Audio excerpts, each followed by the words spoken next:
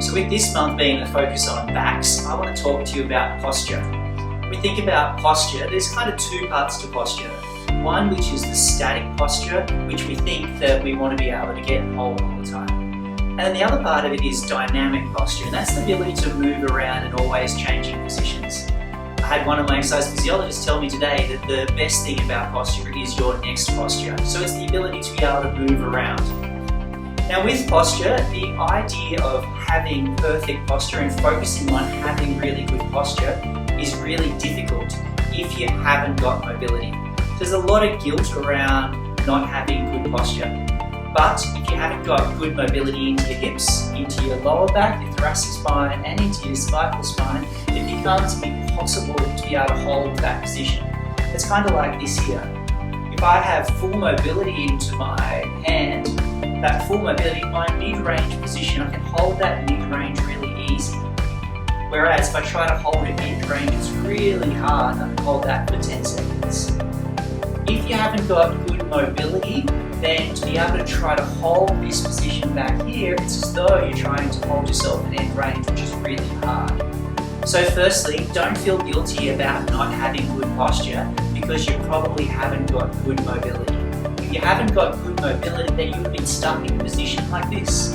When you get stuck in a position like that, your hip flexors get tight, your pecs get tight, and your neck muscles get tight, and they pull you further forward. So you need good joint mobility, and then you need to have good flexibility.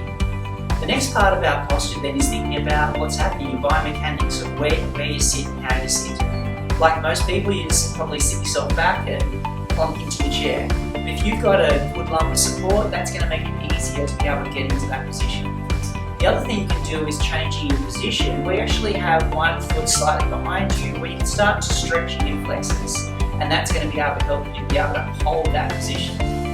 Of course, with posture, if you actually are moving around frequently, the more you're moving around, the more you're not going to be in that one position.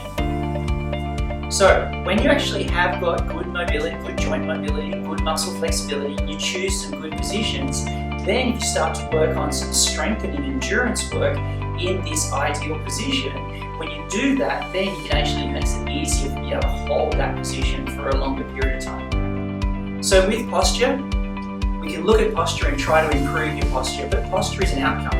It's kind of like your bank balance. If you focus on just having a big bank balance, it doesn't happen. What you need to be able to do is actually focus on the things that will improve the bank balance, like work hard, be smart, and not spend so much. So posture is an outcome, like your bank balance is an outcome. The more you actually focus on doing the right things, you'll be able to achieve this ideal position. Now, when you're working with us at Precision Physio, I'm going to give you a guarantee that no physio or exercise physiologist you're working with will tell you you need to improve your posture.